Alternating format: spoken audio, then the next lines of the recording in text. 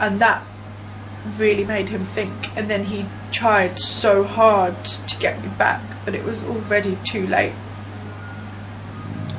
I'd pumped everything I had into him, everything, all of my support, my love, everything.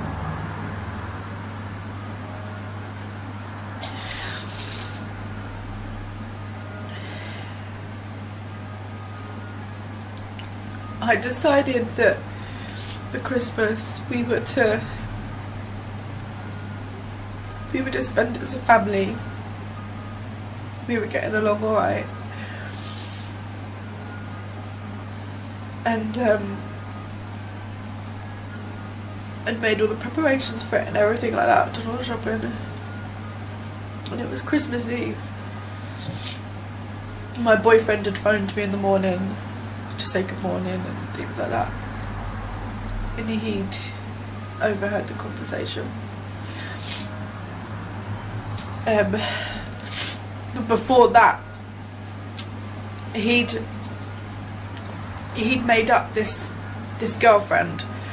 This girl didn't exist that he'd made up. He had a partner, and when he would pretend to be on the phone to her, I knew there was nobody on the other end of the phone because I couldn't hear any feedback from the phone. You know when somebody's on the phone. And it always made me think in my head, is he really talking to anyone? And he'd have arguments with this girl on the phone, and he'd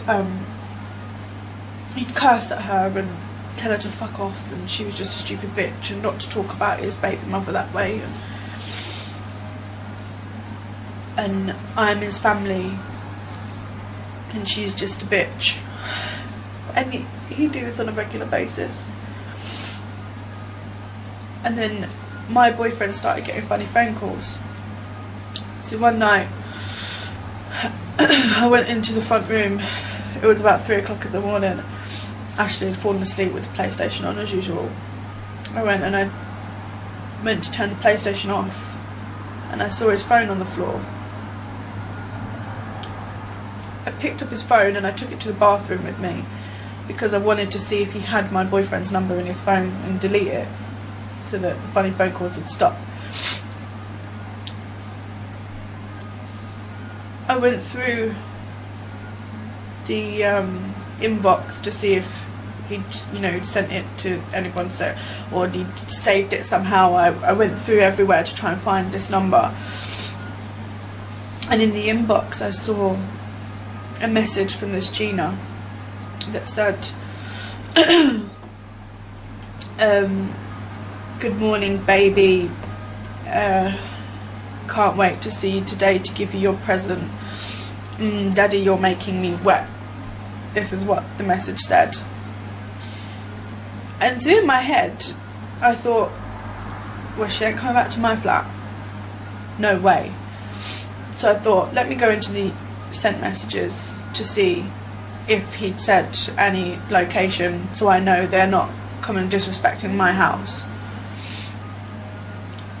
I went into the inbox, and to this Gina number, it was the same message as in the inbox, and he'd sent the message to himself and saved his own number under Gina. And I just sat there thinking, he's sick, there's something wrong with him. And I phoned my boyfriend and I told him what had happened, and I said I couldn't find your number, but I found this instead. And my boyfriend said to me, Sarah, he said, I'm worried about you. I don't like him being there. He's dangerous, and very soon he's gonna hurt you.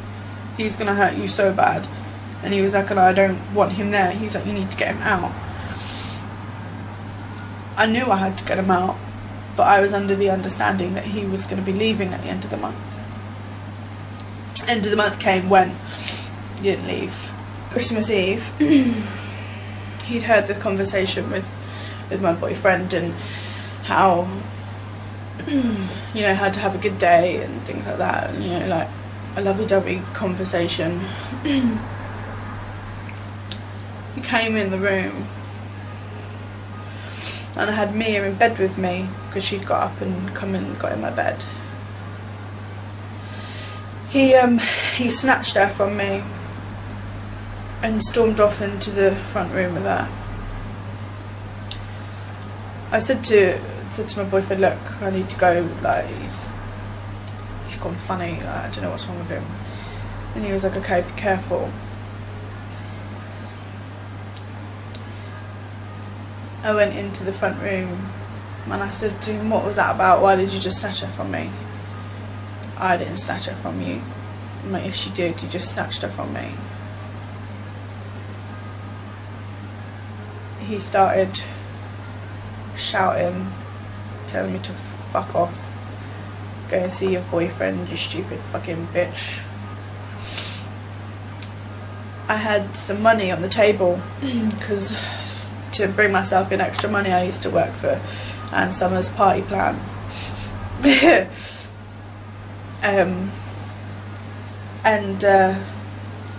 neighbour had placed an order and paid for it, put it on the table. He went over to the table and he took the money and he said, I'm taking this. And I said, no, you're not. I'm sorry. I said, that day, them days have gone. You're not taking the money. You can put it back where you found it. And he went right out to my face and he's like, I don't give a shit what you say.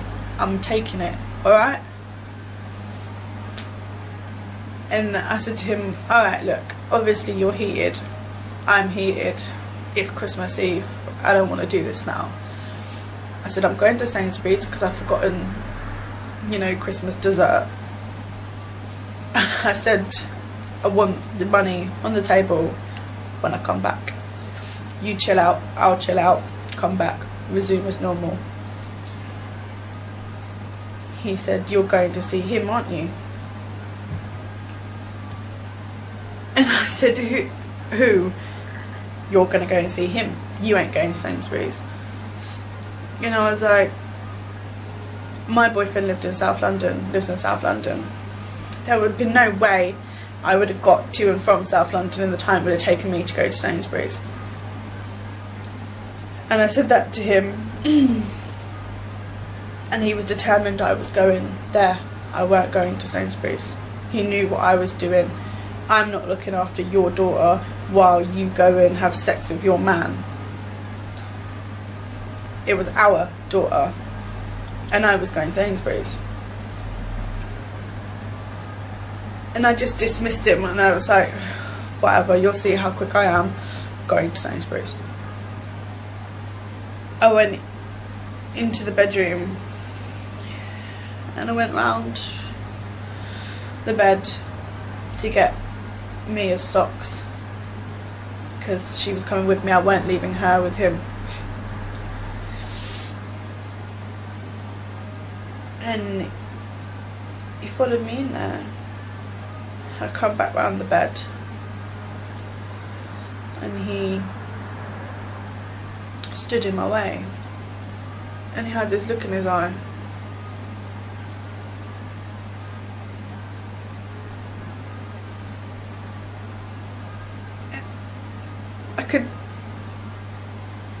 I could tell from this look in his eye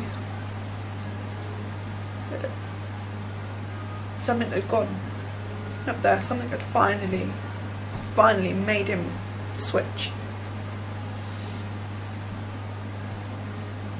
And he started pushing me, and I tried to stand my ground. I tried to show I wasn't scared. And I said to him, what are you doing? Get off. Stop what you're doing. Just don't be a dick. I was like, stop it. And he continued to push me towards the bed. He pushed me back on the bed. And he said to me, you're going to give it to me like you give it to him.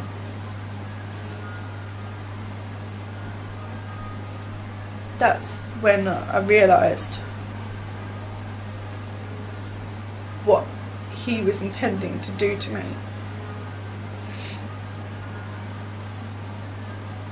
I remember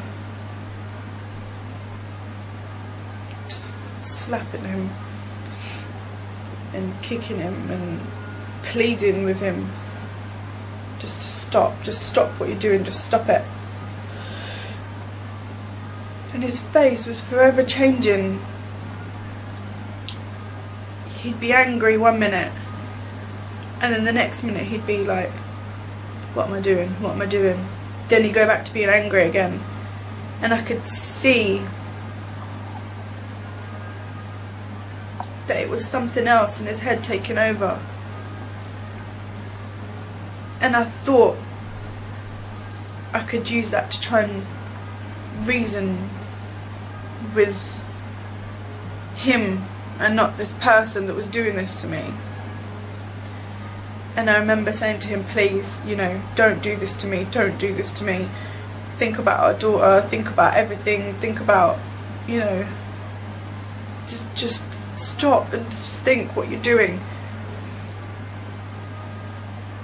And carried on. I had kicked him in his groin, and he like shut up, went out of the room quickly, and I thought, this is my chance, I need to do something. And my initial instinct was to run over to the window. I pulled back the curtain and I was like banging on it, screaming for someone to help me, thinking that the neighbour Linda would have been downstairs, thinking that she'd hear me.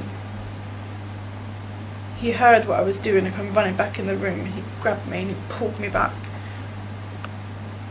and he threw me on the floor, and he took the pillow from the bed and he held it over my face. Where he threw me on the floor, I'd hit my head off of the suitcases, of the wheel of the suitcases, and I'd winded myself as he threw me down. He held the pillow over my face and I could hardly breathe. I managed to pull it from my face and plead with him to stop.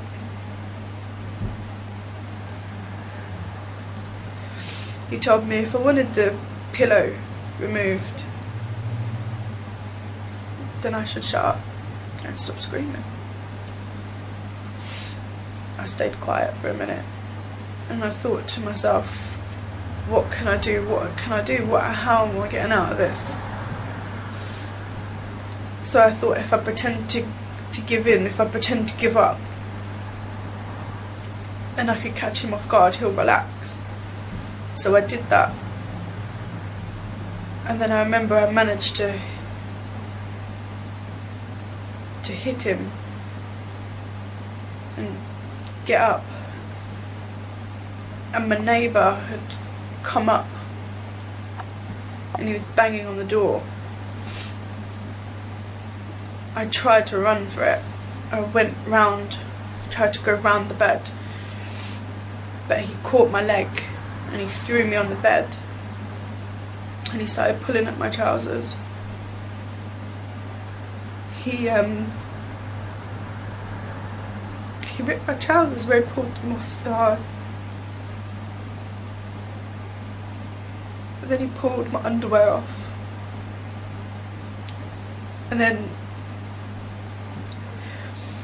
he, the banging was getting louder from the neighbour. And he said to me, "You shut the fuck up. Don't make a sound or I swear I will kill you." I sat there for a minute and he went to the door, to the neighbour,